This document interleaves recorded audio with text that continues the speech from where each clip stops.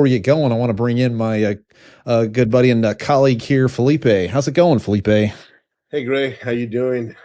Excited to be here, trying to learn more about primary keys. Primary keys, that's right. Well, I brought in I'd spotted this. It was a fluke. I saw it. I think it was last fall, and I have not forgotten about it. And it's what's needed for a good relationship? Primary keys. And it's like, can you imagine somebody coming and just talking about primary keys? I mean, what is going on in this world today? It's funny, but it's actually a core building block that we have to tackle this. We need to understand what primary keys are. And if there's something that's true, it's there's a lot of assumptions out there when you're talking about keys and things like that that actually work against you if you go into distributed based systems. I had actually worked, it was years ago, I worked on this contract and I learned something because they had assigned a database administrator to our software team to help us write queries. That's the opening monologue thing. It mentions I wrote an app with 200 queries or built over 200 queries, and it was on that contract. So the DBA taught me a lot about what was going on. And one of the things he taught me was the benefit of always put a primary key on every table that you own and control.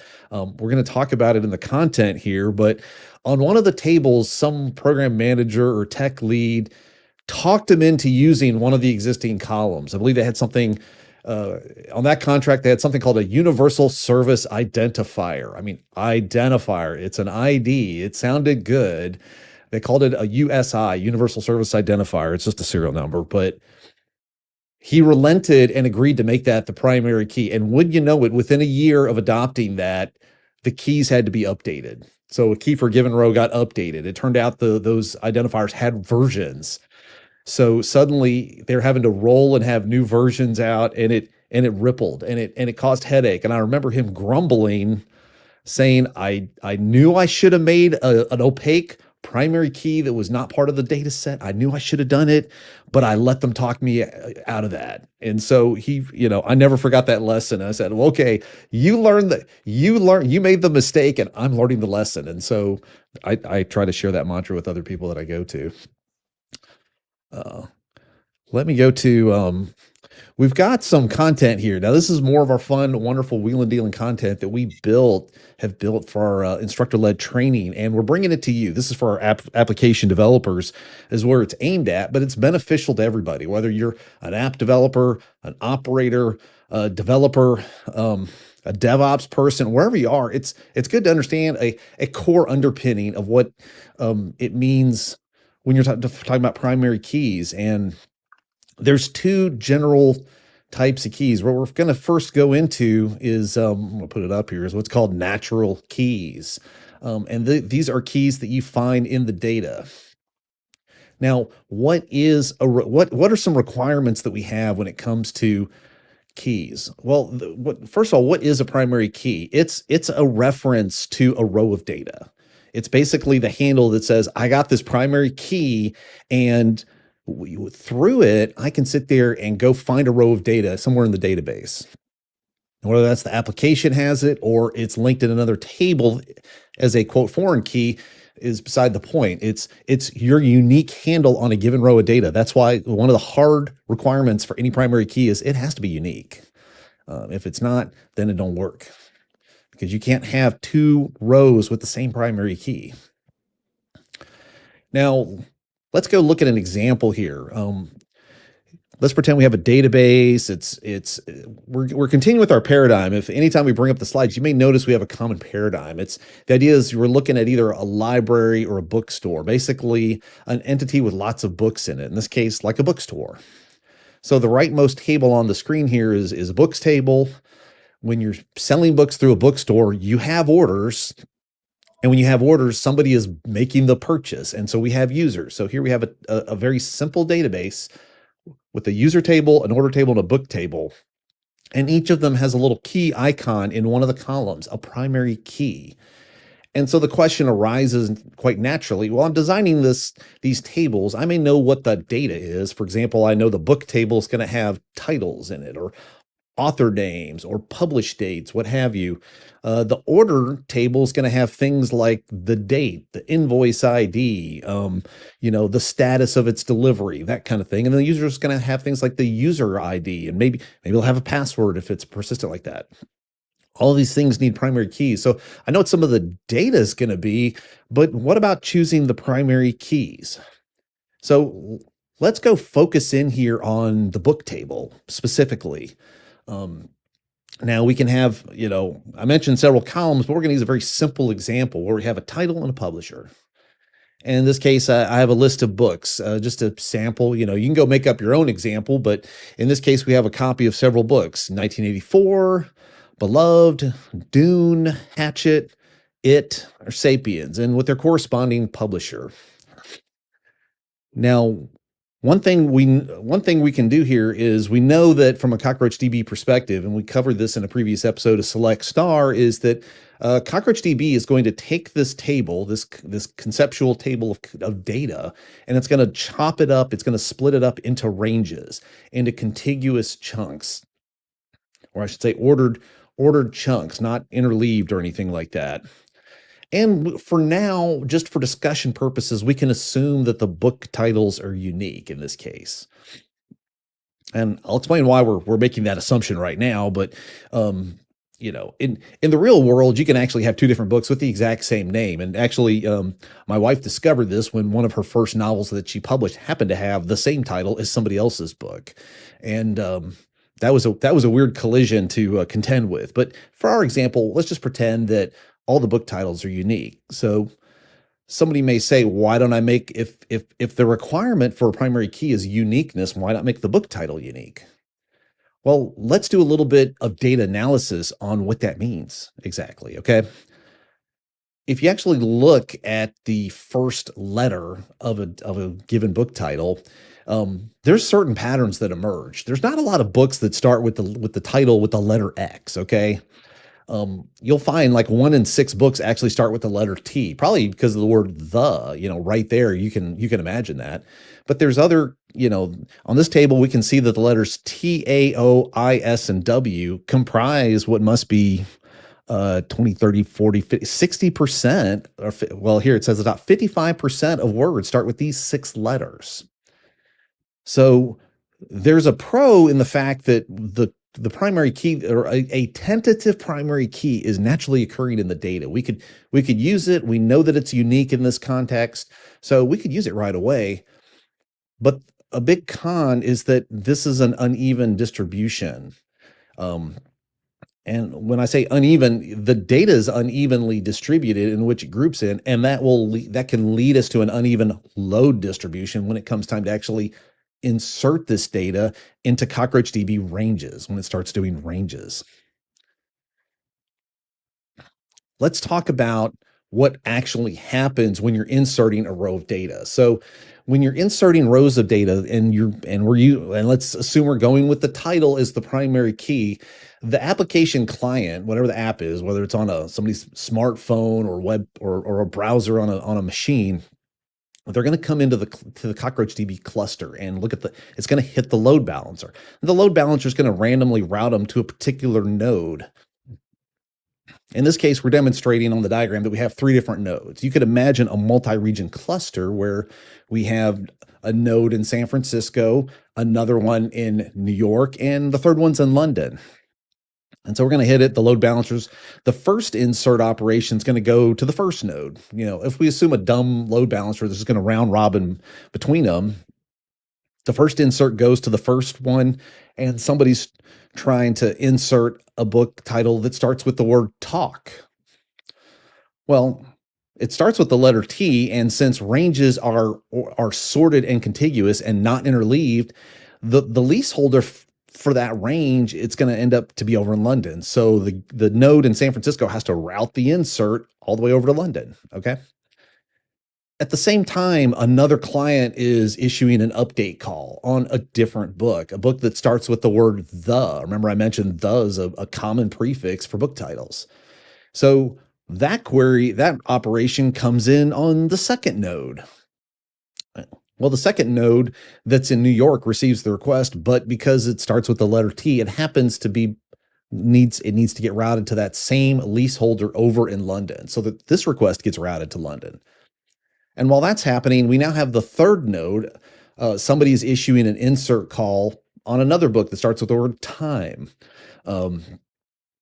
And that person happens to be the load balancer routes them to the node that's in London. So the node that's in London says, well, I need to go to the leaseholder. The leaseholder is right here, so I'm going to route it to the same range.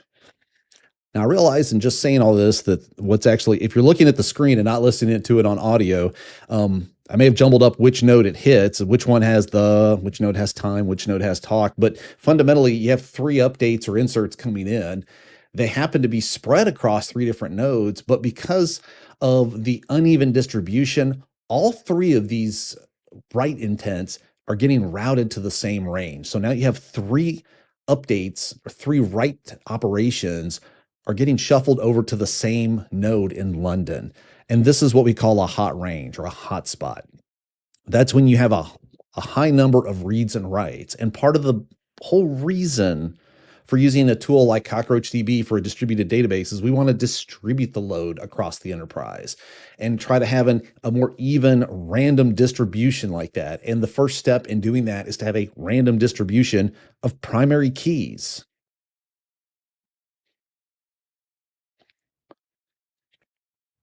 So this is a recommendation for your primary key, is that they should be evenly distributed. Now, earlier we listed a primary key requirement as being unique. So you're not required to have an even distribution, but if you don't follow this recommendation in one form or another, and we'll show, what our different options are, you're going to have this consequence of generating hotspots. And it may be, you may not even notice the hotspots at first, but if your volume increases, then hotspots can make themselves become visible.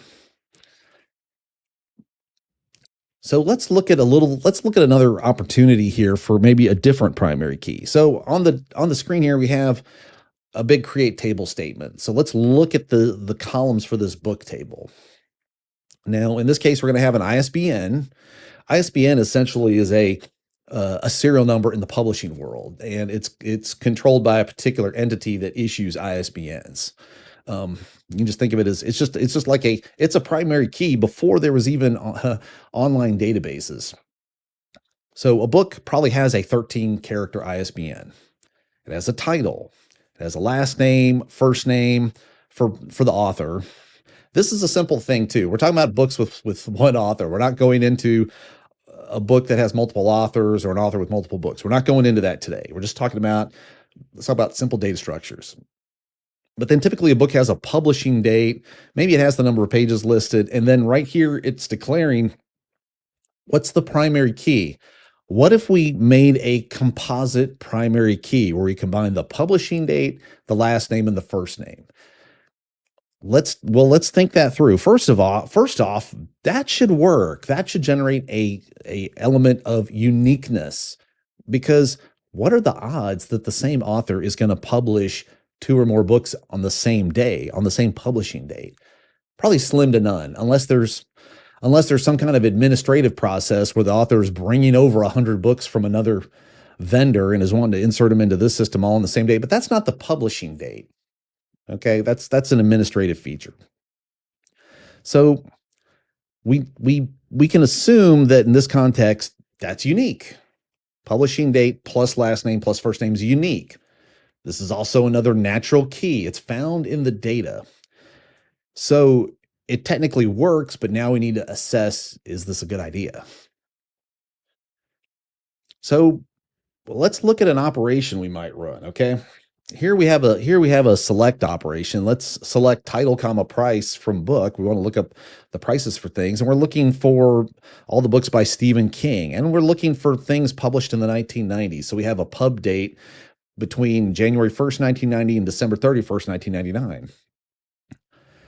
One of the things to be aware of is that the order of columns can have an impact on read and write efficiency. So there's stuff in how the content is stored as to whether it's significant, whether you put the order as last name, first name, and pub date, or pub date, last name, and first name. Now, what am I talking about here? let's look under the covers and see how the data looks. So let's assume that the way we structured it, the primary key, this composite primary key, because the order matters. The order is different because what it essentially is, Cockroach is going to smush the data together and turn that into a key. And in this case, if you put last name followed by first name followed by publishing date, this is the order it's going to look like in the data store, in the underlying physical data store. You're going to have all the books by Stephen King grouped together in this way. Well, you're going to have all the books by anybody with the last name of King are first grouped together. And then a subgrouping is first name. Okay. And then finally, you have publish date. Now, another way is to restructure it. What if you put the publish date first? In that case, things are going to be, one thing is when you have a primary key, what CockroachDB is doing under the hood, let me flip back to the previous slide. It's going to, by natural extension, it's going to create a primary index and it's going to sort based on the primary key, and it's going to sort from left to right.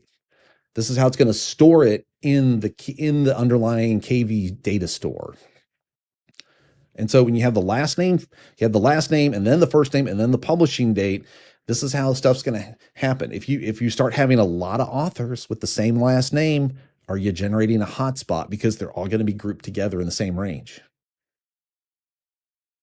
But let's look at it. What if we rearrange that and put the publish date column first in our composite primary key, followed by last name and first name? Now you're going to start to have different authors get mixed together because they're publishing within the same range. So you may start generating a hotspot based on publish date if you start having too many entries within the same range. So these are some of the trade-offs that we have if we don't have something that's we can really guarantee is evenly distributed.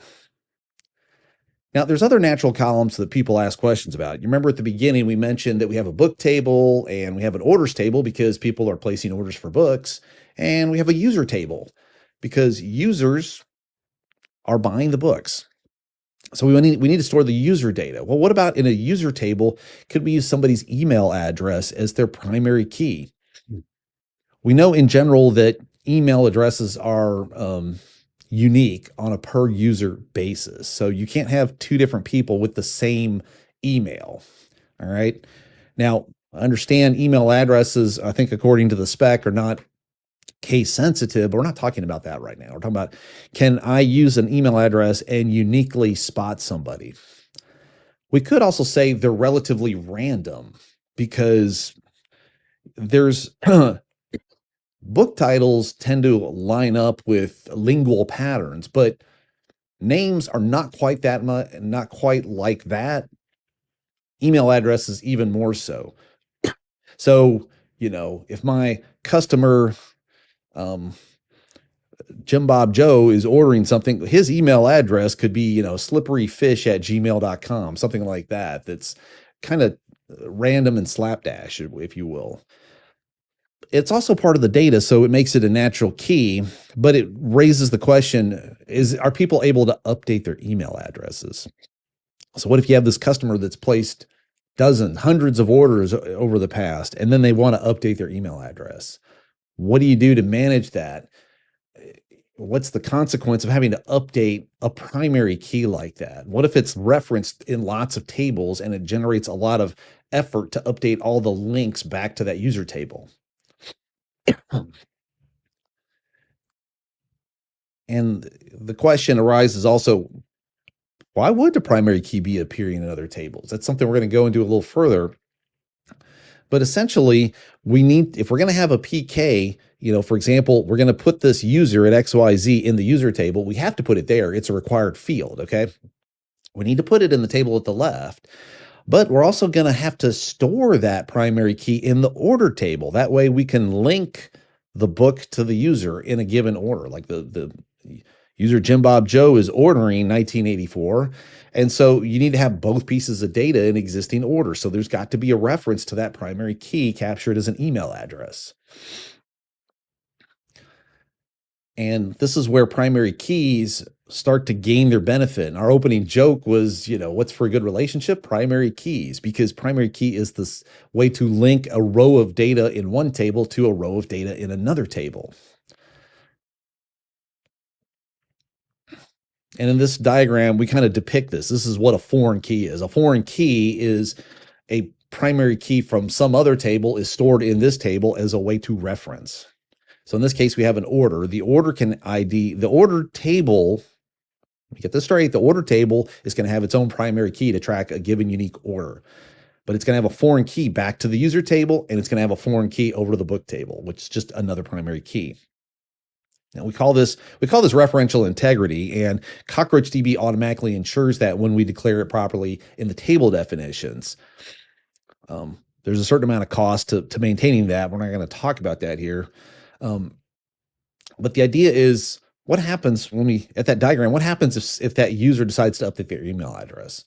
We now, again, like I was saying, you have to go to anywhere else in the database that is referencing that primary key and update it too. And that could be a very expensive process. Maybe a user only has a dozen links throughout the system, perhaps. But let me flip tabs here.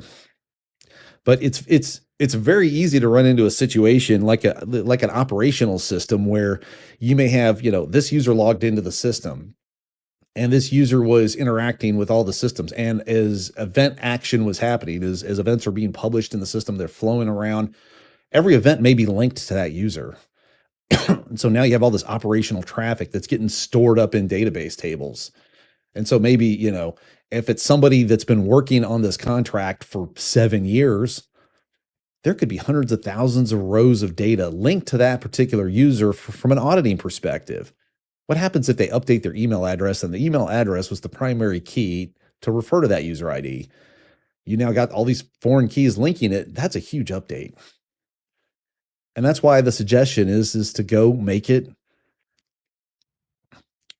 Let me having to jump between tabs here. I was on PTO last week, so my flipping ability is a little on the weak side. Okay. This is why a good primary key should be immutable. It shouldn't be something that you're updating. It's better if in the user table you can create a primary key one time, never change it, and then at any point in time in the future you need to say update the person's email address. That's just a column you can update. So you update one row and you're done. So, the question is then, well, what if there is, it's sounding like there's no good natural data to be found in the data. And, sometimes data is brought to us and it does have something in there. But again, I go back to my anecdote that I opened with, that I think it's still value to still create a unique primary key for this given data, even if there is a natural key. And so that's why we're going to go into and start talking about artificial keys and what that is. So I went digging around for some emojis and I found the robot. So I figured robot, natural, artificial. So let's look at what we could do here to come up with a better primary key. Now, I want to backfill a little bit of knowledge so you understand what CockroachDB offers is that if you create a table, if you define a data table and you don't specify where the primary key is on the table, it will automatically create one with the name of row ID, and it's going to use an integer value. It's going to implicitly create it. Don't do that. Don't use that. This is highly unrecommended because it will lead to uneven distribution, the kind we talked about early on. It's essentially going to make it, I believe it's going to use a sequence counter because I think that's a backwards compatibility issue. That's what typical monolithic databases do, is they use sequence counters. Now you can go look up the documentation for that, or you can just take my word for it. So let's talk about another kind of primary key candidate that has a lot of features that we're looking for. UUIDs.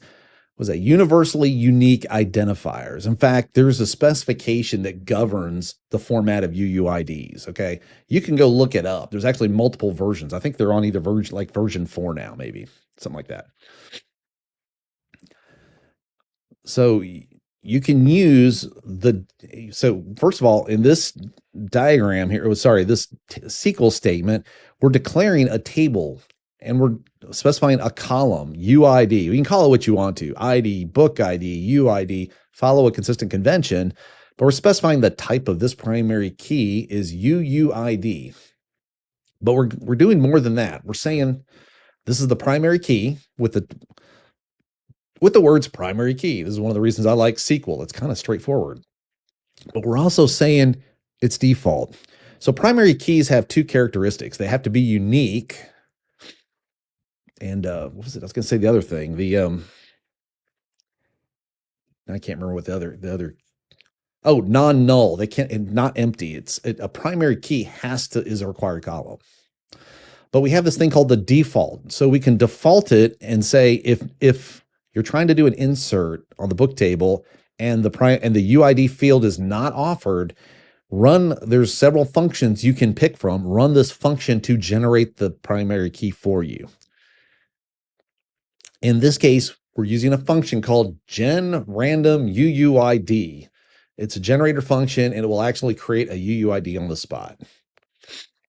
And to insert a row here, all you need to do is provide all the other required values. So what happens is it's going to run the default function for you before it actually does the insert. And so it will have a UID field and meet the requirements of primary key, being a unique value, and it will be there. It's not going to let you insert nothing into that column. So here's an example. We just had the statement up there, create table book with UID with two columns, UID and title. UID is a UUID, it's a primary key, and it defaults to using the genRandomUID function. And then it has a title column, which is a string, and it just says it has to be not null. So you have to provide a title. Every book has to have a title. Now in this case, we're no longer saying it's unique. You can have more than one entry in the book table with the same title in this setting. Let's imagine we're inserting into the book table with an insert statement, and we're just going to specify the title, and we're going to provide two values. We're going to provide the value drift and the value dune. It's two different book entries we're going to create. And if I then do a select star on the book table after that, I'm going to get handed back 2 rows of data with 2 randomly generated UID values. Now, one secret piece of knowledge here is that UIDs, they look like a whole bunch of digits, like characters A through F, digits 0 through 9 with some dashes in there. They're actually hexadecimal values. There's actually a specification of how many bytes are in there and what they are. And the way they're rendered is just a representation for us to see. Okay, it's a textual representation, but internally it has a very precise definition, which I found out in another thing when I was doing some load testing. If you are trying to parse a whole bunch of UUIDs as if they're, the conversion from text to UUID and back ain't free. So let's review what happens if you're going to do an insertion and you're doing the UUID thing. What happens here and from a CockroachDB perspective? So we're back to doing this insert operation. Now, earlier we did an insert and we were using the title as the primary key. So let's assume we're going to insert that row with the book title Dune. So the application is going to hit the load balancer of the cluster. The cluster is going to pick whichever node it's going to pick. Maybe it picks the one in New York. Okay, it hits that region. So it goes to the CockroachDB node in New York, and it's going to do an insert. But you didn't provide the primary key, so it's going to invoke the generate function. It's going to generate a UUID right there in New York. And then it's going to do the insertion. But how's it going to do the insertion? It's going to find the leaseholder. This time, it's using the UUID. It's not using the title Dune to figure out where the leaseholder is, because now we're not basing it on title. We're basing it on this UUID primary key. And it turns out in this case, the leaseholder is in San Francisco. So the New York node is going to talk to San Francisco and insert it into that leaseholder through CockroachDB's quorum voting mechanisms. Now, there's a lot of pros to UIDs and why they're highly recommended. They they're randomly generated, and because they're randomly generated, it causes an even distribution. That's something that's in their specification, is that UIDs were designed from the ground up to be very random. Okay. I can tell you right now, those ISBNs that I mentioned, if you look at an ISBN from the book publishing world and you look at a UUID, you may think they look very similar, okay? Because they both look essentially like gibberish dash gibberish dash gibberish, that kind of thing. ISBNs are not ISBNs are not evenly distributed enough, okay? They do groupings. So that they are not a recommended source for primary key, but UUIDs are. Also, a UUID primary key can be generated, if you noticed in our previous flow, without going anywhere else. It's what's called locally generatable. You don't have to coordinate with some monotonic sequence counter that's halfway across the globe or that's in an adjacent region or anything like that. And finally, they're a fixed size. The specification for UID tells how many bytes. I forget if it's either 16 bytes or 32 bytes, but it's a fixed size. Okay. So, for the life of the contract, if you can estimate, well, we're going to have 10 billion rows in the table, you can go estimate how many UIDs it's going to take to map onto that with comfort. There's one big con with this, and we're going to talk about how to deal with it further in the content. They don't work if you already have an application built using primary keys based on integers. Okay. They're not a one-to-one mapping to swap with integers. Okay.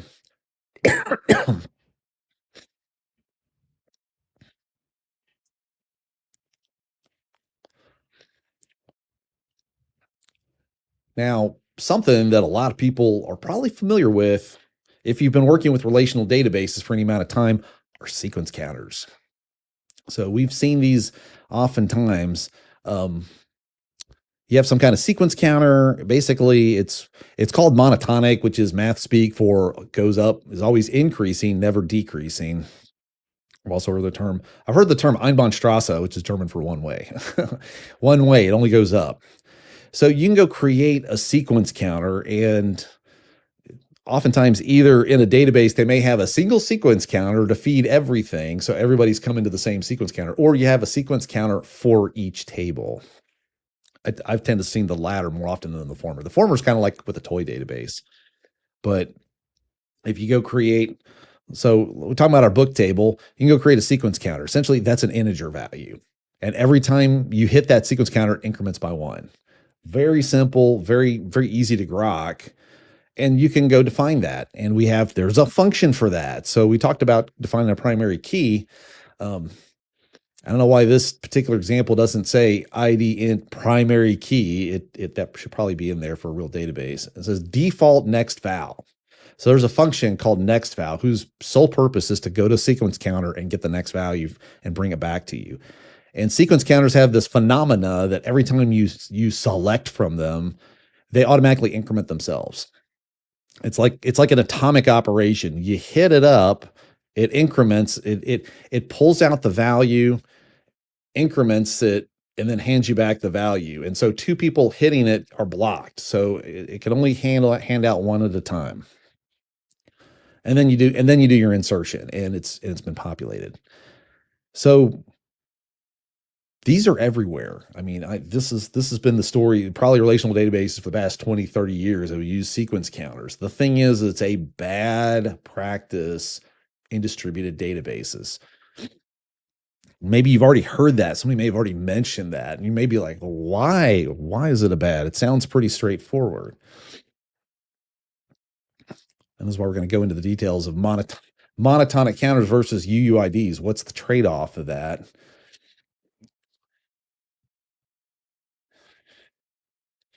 So let's talk about what is actually behind the sequence counter. What's happening? And this is where sometimes we need to keep going back to our fundamentals. How does CockroachDB work? We're in a distributed environment. Some of our assumptions need to be rechecked because our assumptions may betray us and cause things to go spiral into a negative direction.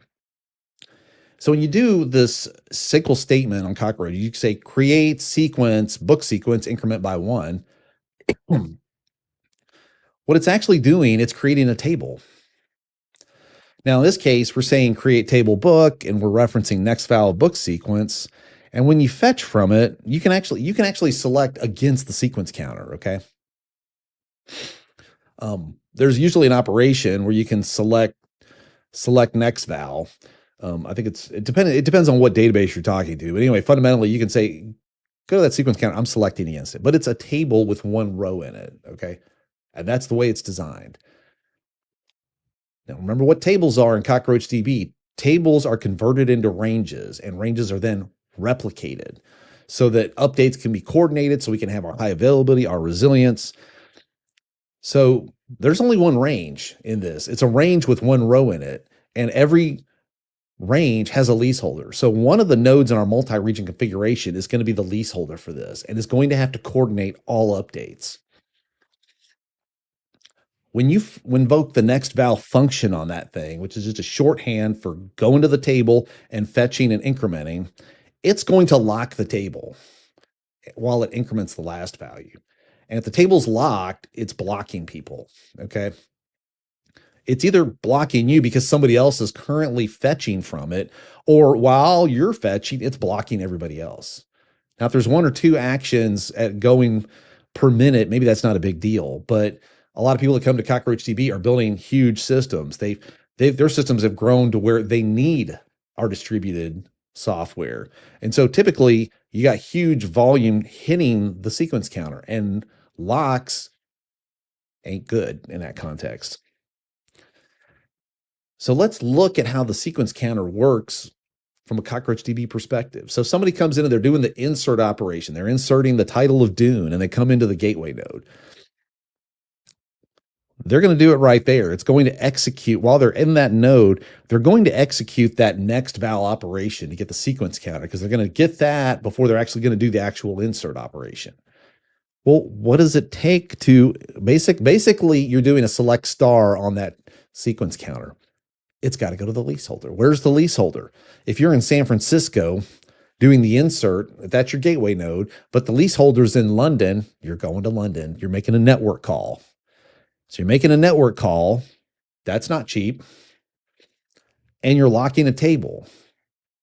You're locking a row of a table, but it's a row of one. It's the one row that everybody else that's trying to access is getting to that. So there's a lock. It then increments and fetches the last value, and the sequence counter has to do its quorum voting stuff. So the leaseholder has to coordinate with the other replicas of that table to have concurrence before it can commit that update to the sequence counter. That ain't free.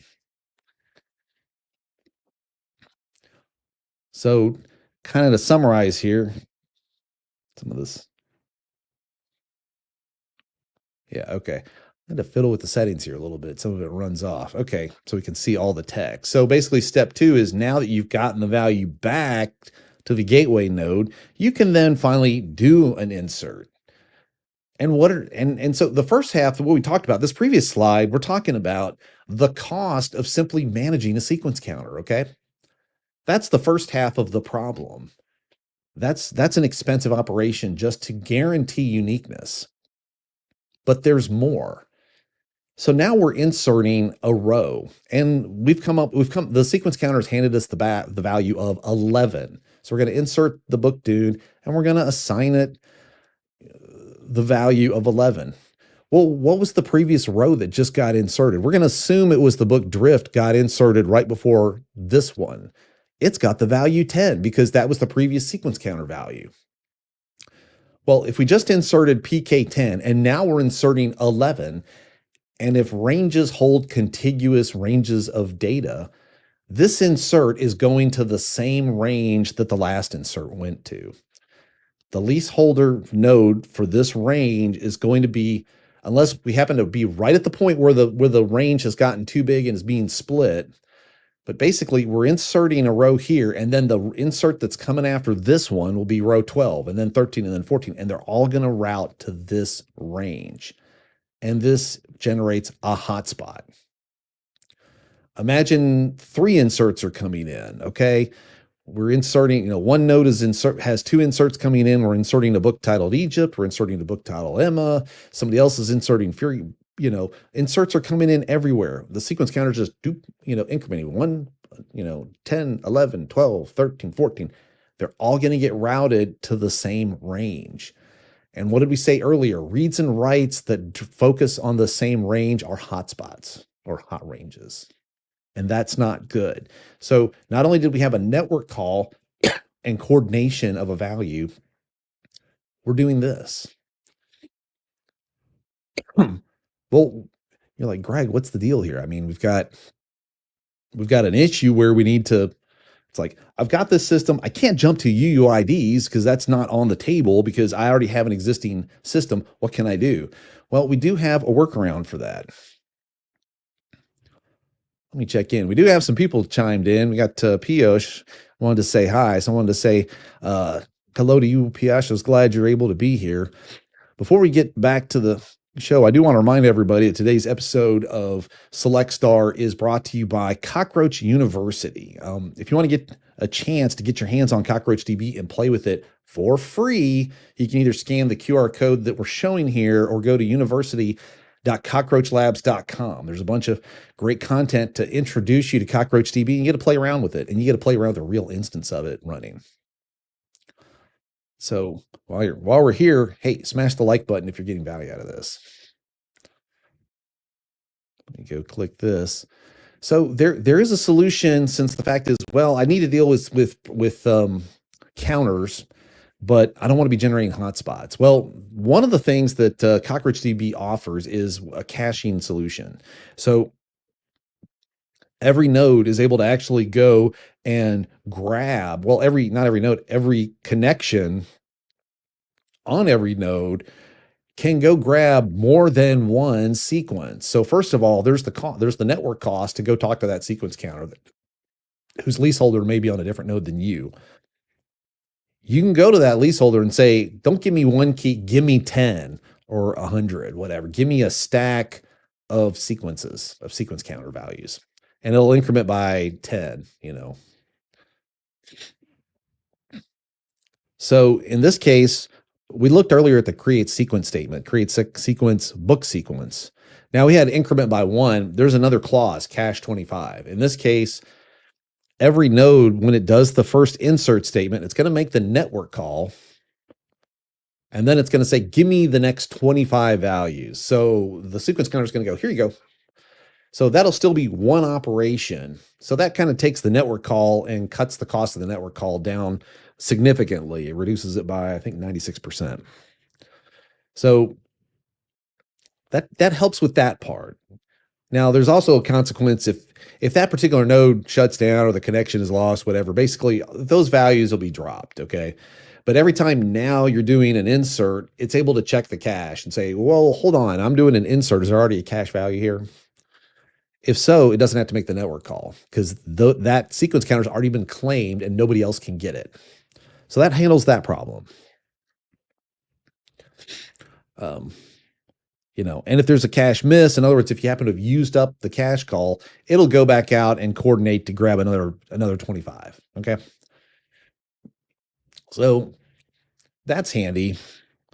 I think we got some more stuff here. This is one of the benefits of being able to use like UIDs. UIDs are locally generatable and don't have any of this stuff. Okay. Let me go. I'm going to back up here. I think some of this I was missing so there's some other wrinkles that we have, and we're going to show some more examples of dealing with this. This handles one of the issues, but there's another issue we're talking about the hotspot issue that's happening. We've got some stuff further down to kind of talk to that. Now, sometimes people come and say, well, what about timestamps? Is a timestamp, that's not a sequence counter, is it? And it's like, well, check your assumptions there. What is it? What if if you're processing, network traffic, I built a system that had over 200 queries. We had raw alarm data coming in constantly, and we're logging all of it. So that meant we're inserting it in the database. The timestamp is just the time. It's just an incrementing time, in a sense, it is a sequence counter. So trying to make something like, you can say, well, can I make publishing date? Can I make that a primary key? Well, is that very effective? Let's dig in. Part of this is let's look at that. Again, with our diagram, our distributed diagram perspective, you have to imagine lots of inserts are coming in. People are publishing new books every day. I've heard KDP, the store. Well, probably shouldn't say it by name, but there's certain big online stores that are now have on the order of 10 million books registered, and they're getting thousands, if not tens of thousands, of new books published every day. So, from that perspective, the same dates, if you think about it down to the minute, how many minutes are there in a day? There's 24 hours times 60 minutes. That's not really a lot of values. Go down to the second. Essentially, you've got a long sequence of stuff. And if you're inserting that, you may have solved the problem about caching. But if you're storing it, you're just going to be inserting one row after another, and you're routing all the traffic into the same range. So again, it's very similar. Anything that's sequential runs the risk of doing this, where you have the hotspot happening. Any monotonically increasing thing is a source for hotspots. There's a solution to that. There is an alternative function where, okay, this example is a date column, but this could potentially be used for an int column. You can apply a hash function where there's a hashing function applied in there. This is better. Let me say, this is better than not using it for something like either the integer or the date that's monotonically increasing. But it's not as good as using the UUID feature, because there's certain issues that you run into. So what it does is it basically automatically will run the value through a hashing function. You could say that kind of then randomizes the field. It makes it's still unique, but it's been randomized, and that way it can spread across the nodes and take advantage of the distributed enterprise. But there's certain issues you run into about there's now non-sequential distribution of data. So when you start trying to do range scans, when you're looking for content, if you start saying, I need to fetch all the books published in 1990 by Stephen King, it's made the ability to do that kind of range scanning inefficient. So you'd have to compensate that with another type of index. Now, we're not going into indexing right now, but if it's possible, your best play, if possible, is to examine and say, can we migrate this to a UUID? Because UIDs have all the upside. The one trade-off is it's just not a backwards compatible thing. There's nothing that says we're using UIDs from here on out, and the ints are migrated seamlessly and silently. It's a conscious decision you have to make. Fundamentally, what this hash sharding function does is it's applying this h function, this hashing function, to your date. In this case, this is to the day, not minute or second. It just maps it onto a particular bucket number, and you can define how many buckets there are. So it's not a cryptographic hashing function where it's totally randomized. It's routing it to a bucket with the idea that the buckets are going to be spread across the nodes, but you're still going to have the value. What this does is this is distributing essentially which range it's going to end up in from a distribution perspective, but the value is still there. And so this disperses the data. So it helps ameliorate part of the issue, but it's not a full-on solution. So like it says here in the third bullet point, the bucket number that gets generated through this h function is used to locate which range the row is in. Now here we usually have in our online course material, we send our students in to take a particular exercise, or they're going to do that. We're not going to do that here. Instead, I wanted to capture some of the summary stuff. And this is where we have a lot of people come to CockroachDB for one reason or another. Either they typically have an existing app that on their own their existing database, they've reached a limit of scalability. So like, we need something that scales better. So they come to us. So they already have something that's built, something that's operational, something that has live traffic, and that usually means something very big. So there's one set of recommendations for that, for brownfield apps. But if you've enjoyed the delight that is CockroachDB and you're wanting to build your next app, your greenfield app that hasn't been built yet, then there's a different set of recommendations there that you need to assess. So if you're building a new app, I'm going to flip it to the slide here. The recommendation on that is to always, first of all, always specify your primary key, because if you don't do that, CockroachDB is going to create one automatically, and we do not recommend that. The reason that's even in there is that's for backwards compatibility. So if you come and bring a table, a database schema with you, and that schema did not specify primary keys, the database setup is not going to die right there. It will let you do that. You need to go back and analyze that and update that. The preferred options in order, like the most recommended thing is, use existing columns that meet your requirements. So if you've already defined a UID, that's fantastic. If not, consider adding that as a column and applying the gen random UUID function to it. Okay.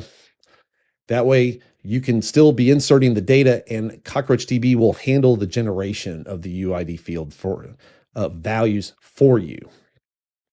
And the third, if for some reason you can't go with that, it's at least recommended to use that unordered unique row ID function. Use that as your default function. Now, if you have an existing application, a brownfield app that you're bringing over, you need to check, are the current usage patterns leading to hotspots? Are you seeing really drastic performance issues in certain areas? You may want to apply that hash sharding function to it.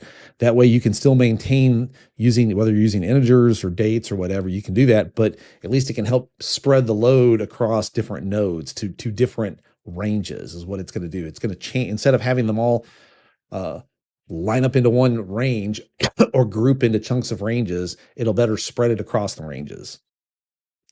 And consider the possibility of doing an alter table operation. So it may take a two-step. You're going to go to your application and update it to use UIDs. It's just really a type change from the application perspective.